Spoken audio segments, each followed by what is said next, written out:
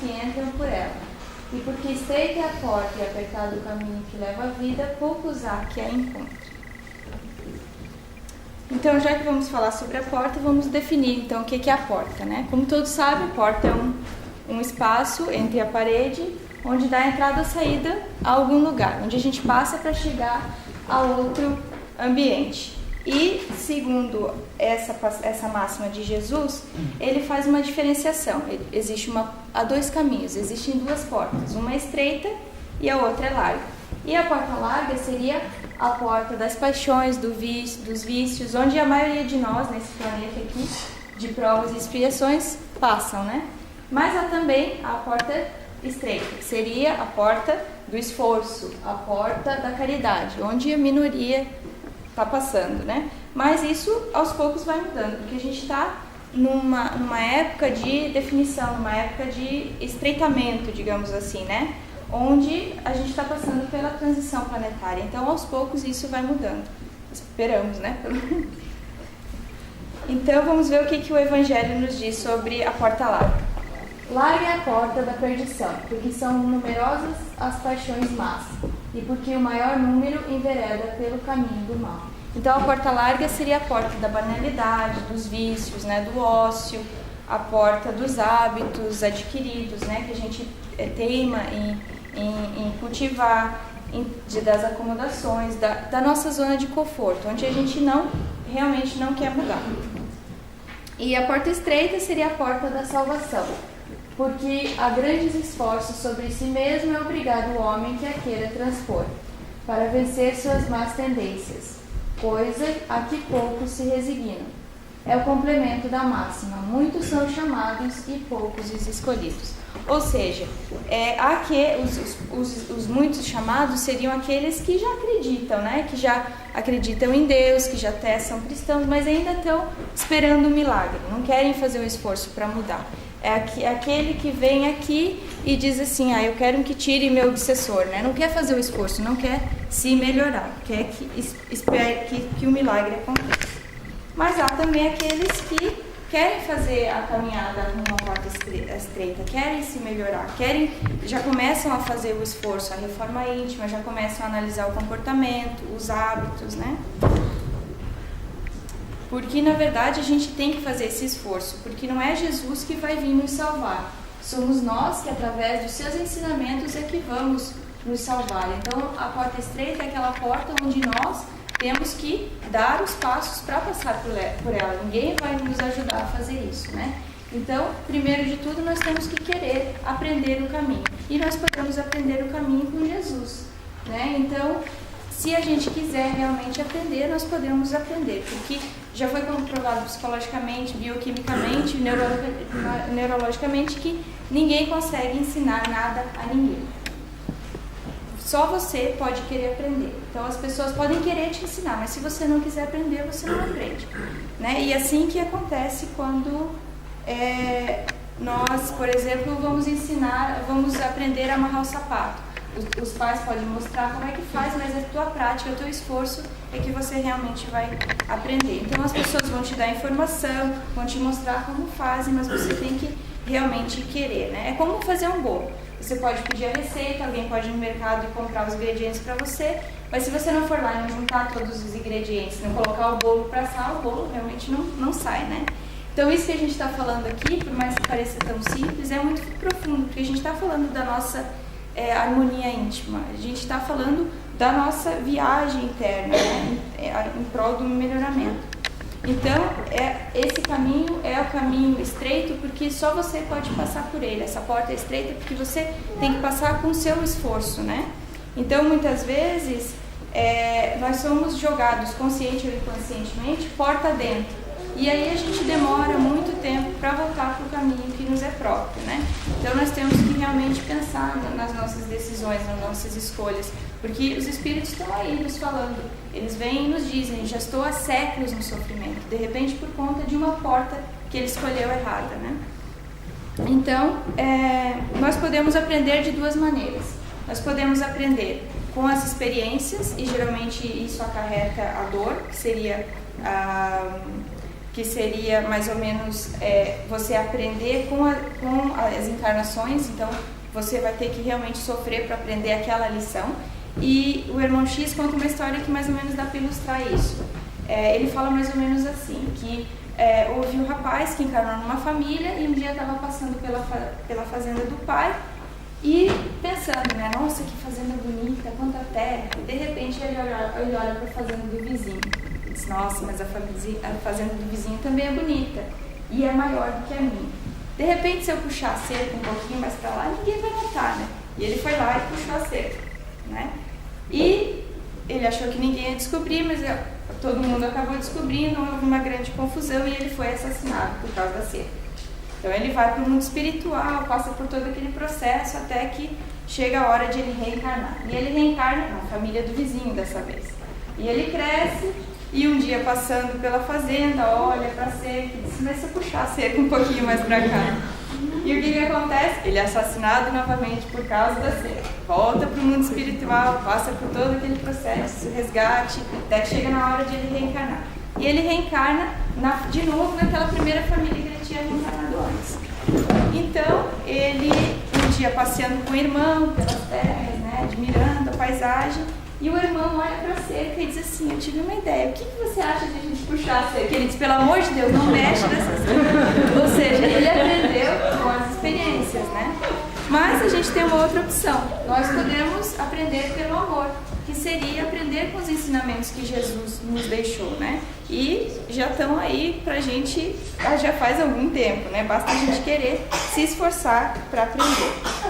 E na questão 625, Kardec pergunta, qual é o tipo mais perfeito que Deus ofereceu ao homem para lhe servir de guia e modelo? E a resposta diz, vede Jesus. Então nós temos o exemplo, nós temos os ensinamentos, está aí, é só a gente seguir, né? E vários espíritos já nos mostraram que isso é possível, que é possível seguir os ensinamentos de Jesus, né? Chico Xavier, Madre Teresa, São Francisco, os cristãos primitivos, os mártires do cristianismo, o exemplo é o que não falta. Então esses espíritos nos mostraram que realmente é possível passar pela porta estreita, né? Mas aí a gente pensa, mas era um Chico Xavier, né? Eu não consigo, só daqui uns 100 anos, só daqui umas 50 encarnações. Mas, tudo bem, esses espíritos que já vieram preparados, mas será que eles não tiveram que se esforçar? Será que eles não tiveram que não passaram por dificuldades? Será que eles não tiveram que também fazer uma reforma íntima? Então, pode ser que eles vieram preparados, mas eles, se a gente for estudar a vida deles, a gente vai ver que a vida deles não foi uma vida fácil, que eles realmente fizeram um esforço para aprender os ensinamentos e praticar os ensinamentos de Jesus, né? Mas e nós? Vamos pensar, vamos trazer para nós, né? Será que a gente é capaz hoje de começar essa reforma que nós precisamos para passar pela porta estreita? Será que a gente consegue nos esforçar, dar o primeiro passo? Porque a porta estreita é a porta do aperto, né? E aperto e angústia significa aperto. Então, a gente vai ter que fazer um esforço. Vai ser difícil, não vai ser uma luta fácil. Mas, se a gente não começar, a gente nunca vai chegar lá. Então, será que hoje a gente está pronto para enfrentar os nossos medos e dar o primeiro passo para passar pela porta estreita? Vamos nos questionar sobre isso, né? E agora eu queria fazer uma pergunta. E eu gostaria que todo mundo prestasse atenção na resposta que vocês vão dar a vocês mesmos, tá? E a pergunta é a seguinte: no dia de hoje, você está pronto para fazer as mudanças necessárias para passar pela porta estreita? Preste atenção na resposta. E eu garanto a vocês que a maioria de vocês disse que não. A maioria da resposta que vocês deram para vocês mesmos foi negativa. Eu posso garantir isso. Pelo menos a maioria, a não ser que tenha algum espírito elevado que é possível, né? Então, mas vamos então ver o porquê que a maioria de nós não se acha capaz de hoje começar as mudanças necessárias. Por que será? Por que será que temos medo da mudança, né? Porque na verdade a mudança é um medo que a resistência à mudança é um medo do desconhecido. Mas se a gente não conhece, como é que a gente vai ter medo? Né? Vamos pensar nisso. Então, a resposta do porquê que nós nos achamos hoje incapazes de começar essa mudança está relacionado com 2 estudos, na verdade esses estudos não são relacionados, foram feitos em épocas diferentes e não tem nada a ver um com o outro. Um é o autofala e o outro é a impotência adquirida. Então, cada um de nós tem uma pequena voz que conversa com nós durante o dia. E foi essa vozinha que respondeu a pergunta que eu fiz agora. Então, essa voz nada mais é do que um pensamento. E Joana de Ângeles nos diz que a gente tem em torno de 95 mil pensamentos por dia. Desses 95 mil pensamentos, 50 mil são os chamados autofalas, que a ciência dá o nome de autofala, mas que na verdade são essas conversas que a gente tem diariamente com nós mesmos, né? E foi comprovado que dessas 50 mil, 80% são negativos. Aí vocês me perguntam, mas como que foi comprovado? Como é que conseguiram medir o pensamento? Na verdade, cada pensamento que a gente tem, ele tem uma assinatura química.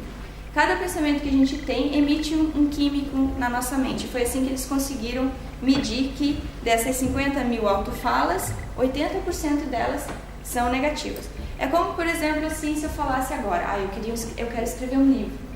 E aí, um pensamento teu vem dizer assim, mas por que você quer escrever um livro? Você não tem capacidade de escrever um livro. Se você pode escrever um livro, qualquer um pode escrever um livro. Aí você pensa, não, mas realmente eu queria escrever um livro. Aí vem uma voz e te fala assim, mas quem é que vai querer ler o teu livro? Então assim vai, o dia inteiro acontece isso, né? Então, é muito sério, porque se 80% desses pensamentos são negativos, isso significa que 40 mil pensamentos por dia que a gente tem são negativos ou limitativos de alguma maneira, tá? Agora, o interessante é que apenas 5% deles são conscientes, ou seja, 2.500 pensamentos são negativos, acontecem, e desses 2.500, 500 são positivos e 2.000 são negativos ou limitativos de alguma maneira. Então, a gente tem uma taxa aqui de 4 pensamentos negativos por um apenas positivo por dia.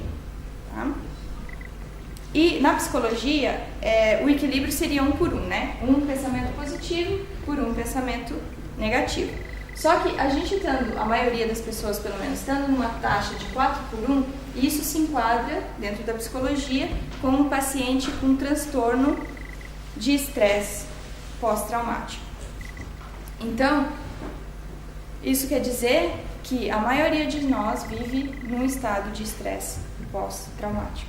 E a gente, na verdade, fica conversando com nós mesmos essas conversas negativas e limitativas por causa que as experiências passadas nos mostraram que a gente não é capaz. A gente tem um banco de dados que a gente consegue inconscientemente lembrar, né? Dessa vida ou de outras vidas, né?